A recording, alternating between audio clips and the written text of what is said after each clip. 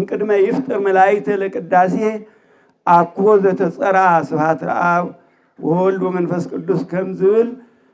አብ ንሓድነቱ ሰለስተነቱ ተከፋፈሎ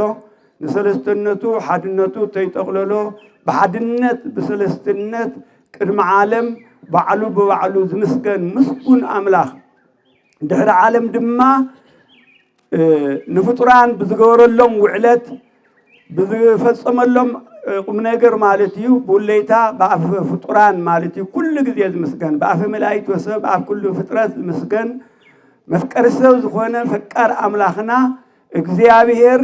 ኃጢአትና እንተንጾርጾሮ ክፍአትና እንተይመረሮ ንኩሉ ተዓቢሱ ማለት እዩ ጻድቃን ዘይኮና ጻድቃን ክንኮነሉ ናብ ጽድቅ ስፍሩ ናብ ቅድስት ቤተ ክርስቲያን ቅዱሳን ዘይኮና ቅዱሳን ክንኮነሉ ዓመት ዓቂሩ ናዛ ቅድስት ቦታ እዚኣ ብስም ቅዱስ አባና አቡነ ዲሜያኖስ ክብረ በዓል ማለት እዩ ካብኡ ምሕረት ካብኡ ዲዮኖስ በረከት ንምርካብ ብፍቅሩ ዝተባሰበና ነህዝን ወትርን ዘላለምን ካብ ምድሪ ክሳዕ ፀሃርያም በአብ ኩሉ ፍጥረት ዝተመስገነ ይኹን እግዚአብሔር ይክበር ይመስገን نمسكن بان علل እግዚአብሔር ይክበር ይመስገን እሺ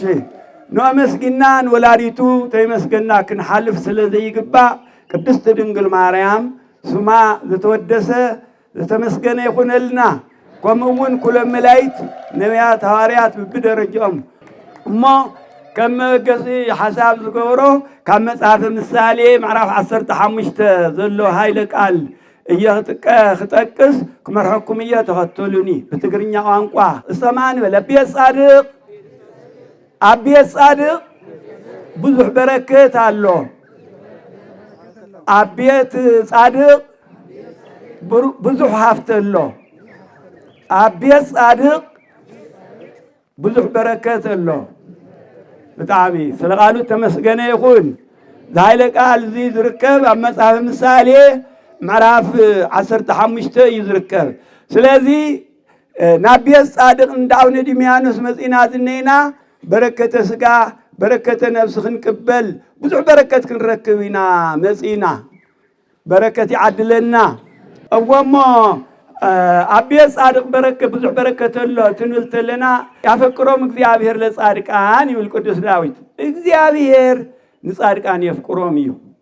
ንኩሉ እኳ ዘፍቅር ተኾነ እግዚአብሔር ብዝበለጸግን እመሰት አፈቅሩኒ እቀው ትእዛዝየ ብዝበለ መሰረት ትእዛዙን ዘኽበሩ ብሕጉን ዝጓዓዙ ለይትን ቀትርን ተመልከትዎ ንኡደልዮም ናይ ዓለም ዝልሓመ ዝጣዓመ ዝሞቀ ዝደመቀ ናብራ ኩሉ ይትረፈና ኢሎም ዘያፈቅር እወ ዘያፈቅር ምኔ አባሃው እሞ ሲቶ ወልዶ ይክሊ ጸመረኒ ዞሎ ካብ ማቴዎስ ወንጌል ምዕራፍ 10 ቁጥር 35 ተአንጊቦም አቦኦም ሓዲጎም እኖኦም ሓዲጎም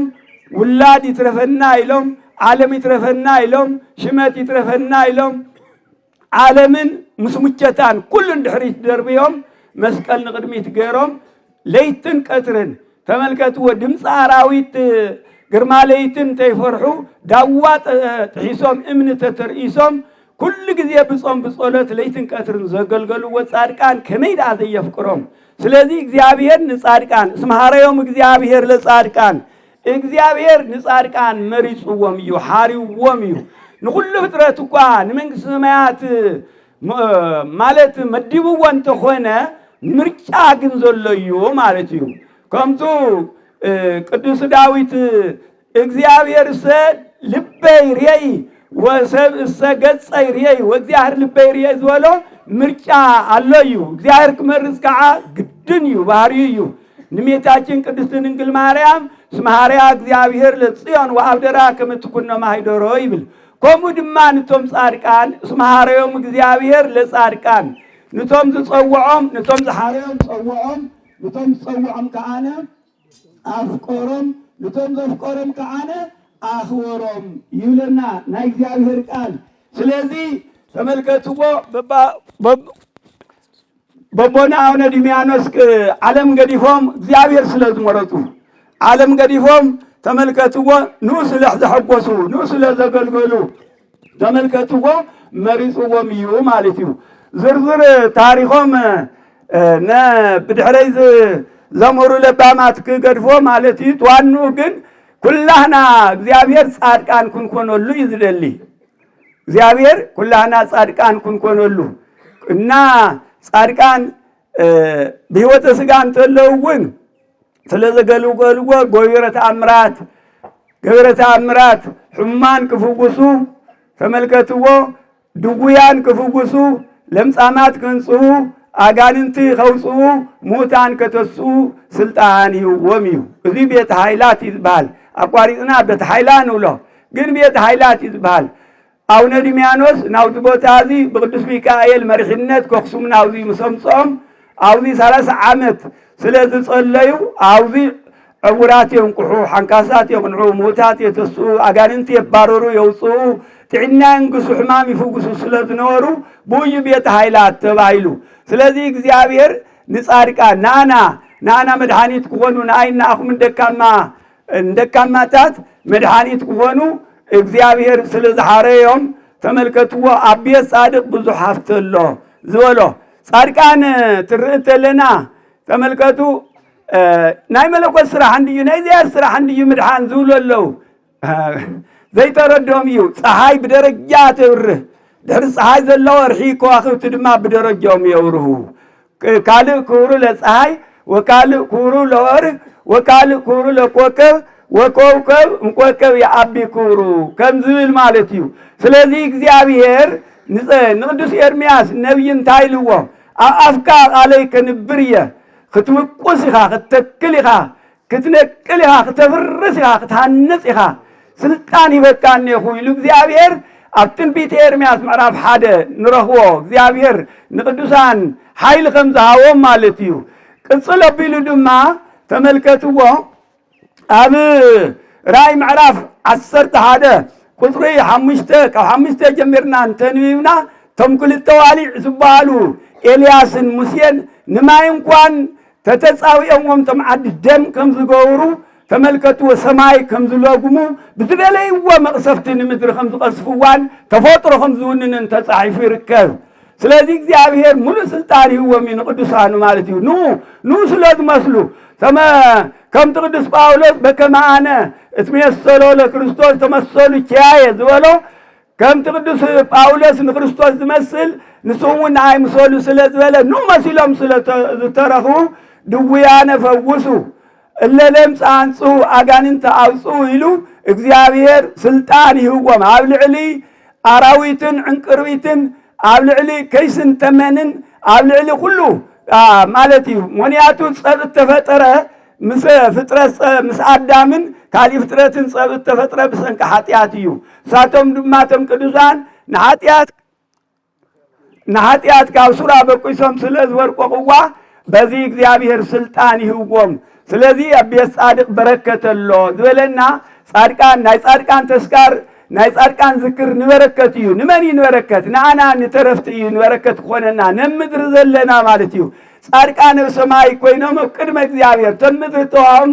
ስልጣን ዓሚሃ ይወሩ ጻድቃን ምስቢተ እብደ እምፀሃ ይብል ማቴዎስ ወንጌል።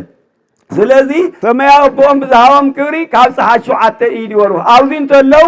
ከመዚ ይብራህ ብርሃንክሙ አልዎ ዘይሃቱ ማይቶተ ከመ ይክድንዋ ታሕተ ከፈር አላ ያነብርዋ ዲበ ተቋማ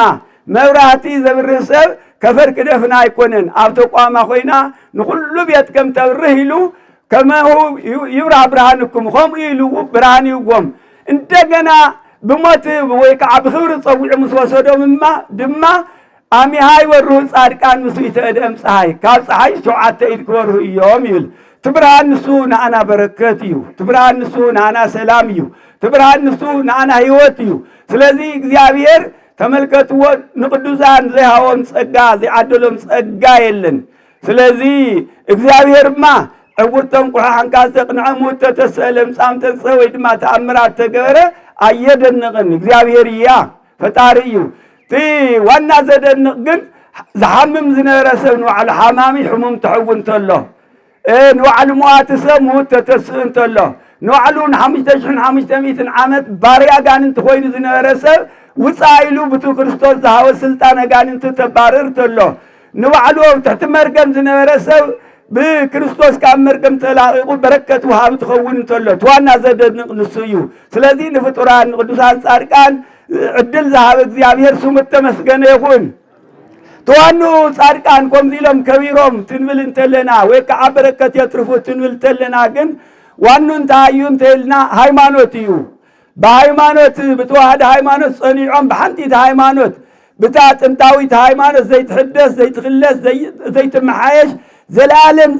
مالتيو نصهتن سعادات صريتن زخونت ان كان زي الله قرد زي الله توحد هايمانوتنا ولدنا نحنا مالتيو بسم اب وولد ومنفس قدوس احد املاك يلوم ود بربع قالو 8 اطميقهم بتوحد هايمانوت بايا كليت كهل زي امن كنزل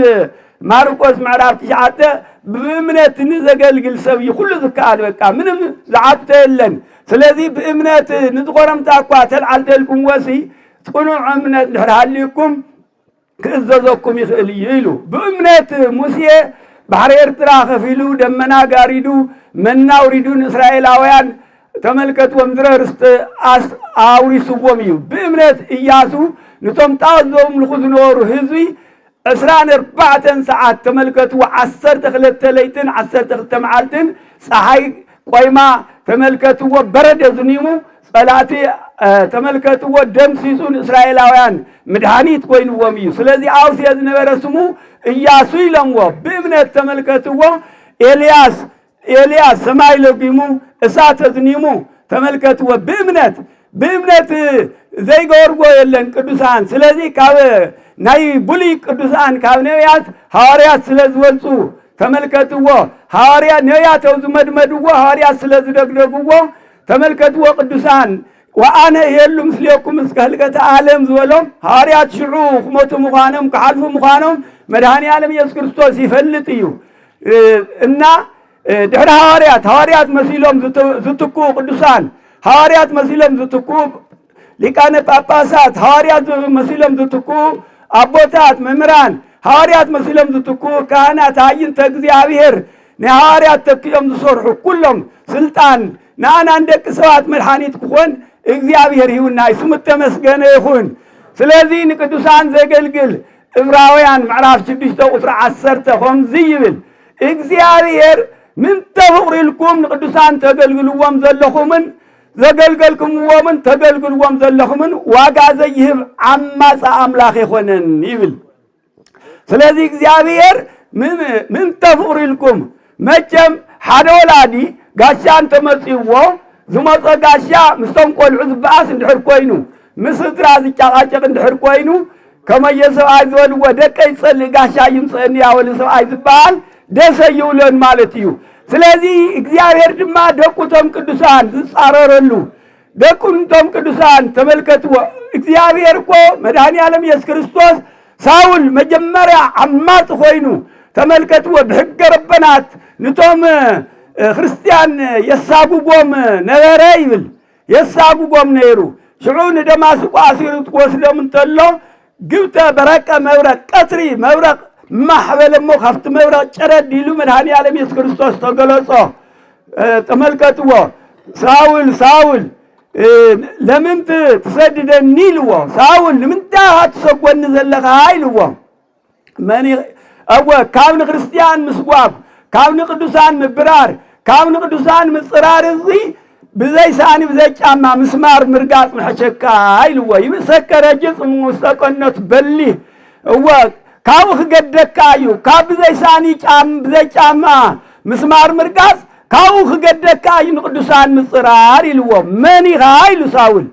ሳውል መጀመሪያ ተጠመቀ እንተለ ቅዱስ ጳውሎስ መኒኻ ኢልዎ አነ ኢየሱስ ኩሉ ጊዜ ተሰጎን ዘለኻ ኢሉ እንታይ ማለት እዩ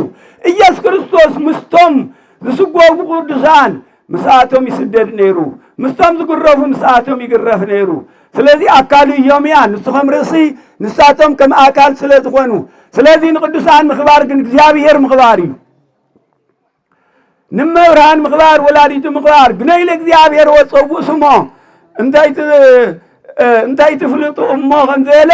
ንቅድስት ድንግል ማርያም ምኽባር ንእግዚአብሔር ምኽባር እዩ ደመፍሲስልና ሞይትልና ድሒና ይብሉ ካመን ዝመፀ ደም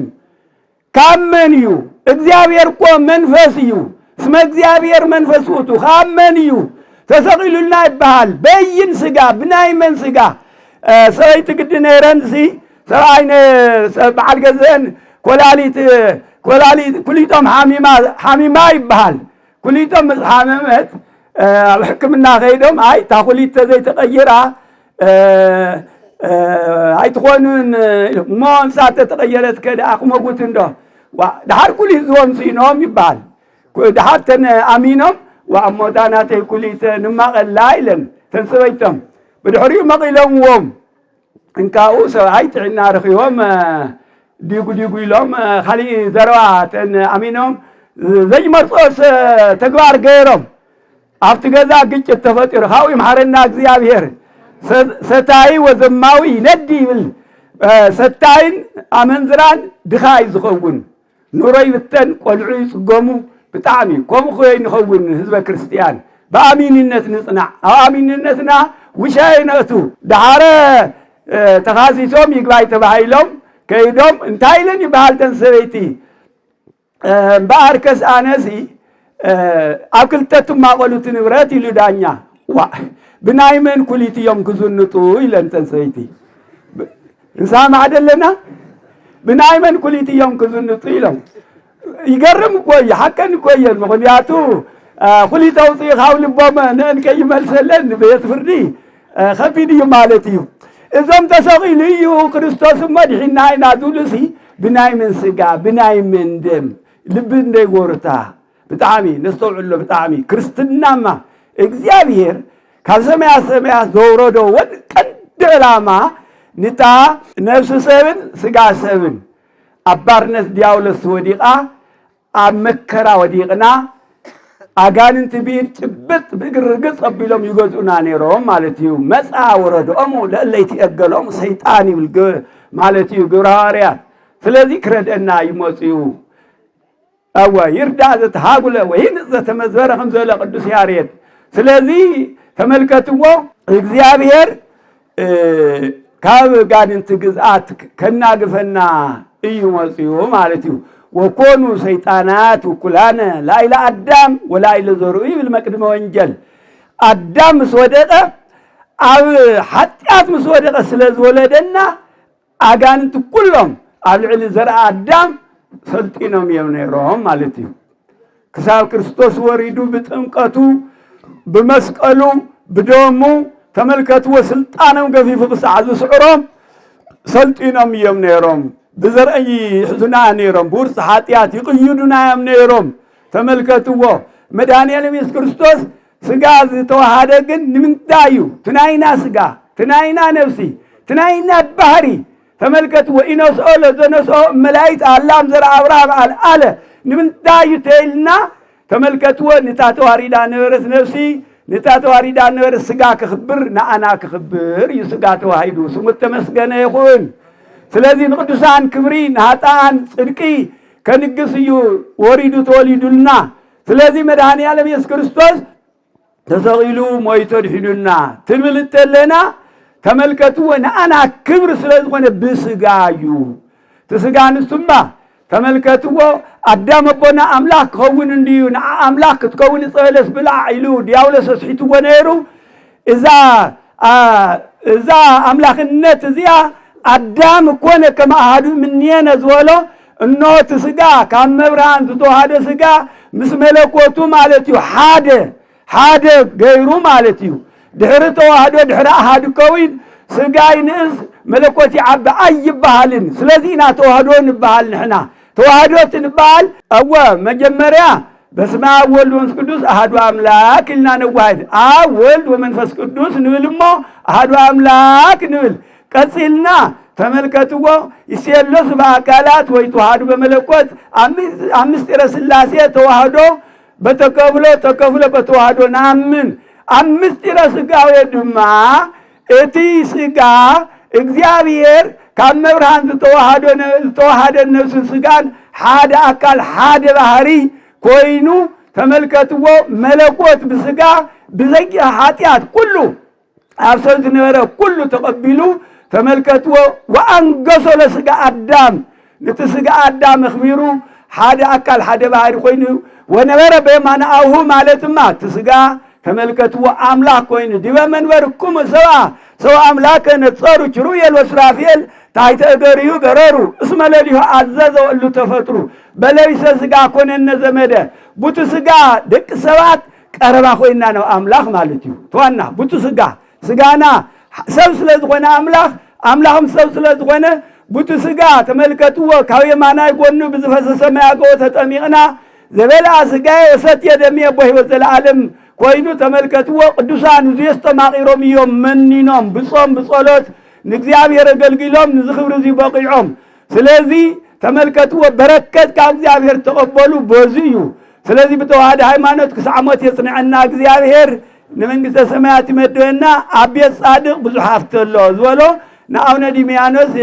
يا بدحرين زترخوني أون ديمانوس مالتي كواي بزولس أمستيرهم مقنيعهم بدنبي أتصيهم من تصيرهم كأرولنا أيام سمعهم يمسكن أو دامتنا بارخ